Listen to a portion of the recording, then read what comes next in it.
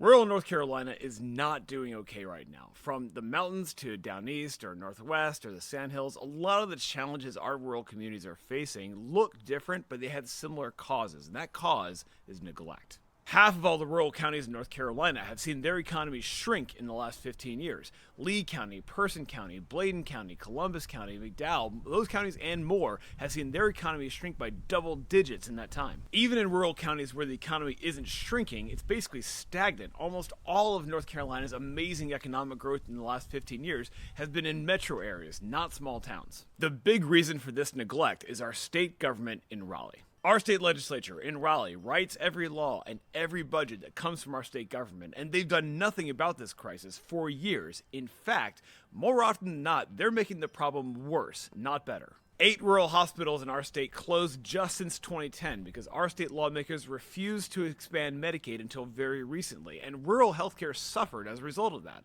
Teacher pay in North Carolina is near the bottom of the nation, and so is the amount of money that we invest in our kids. And it's not big cities that are hurt most by this. It's rural counties where teacher turnover is in crisis and the schools are falling apart. Instead, what our state lawmakers have offered rural communities is more toxic chemicals dumped in their water, more hog shit lagoons, more data centers, and of course, casinos. For many of our state lawmakers, the future they envision for the children of rural North Carolina is pouring drinks for drunk tourists from Atlanta. This is not city versus countryside. The people out there trying to pit urban and rural against each other, they don't want what's best for either. They don't really care.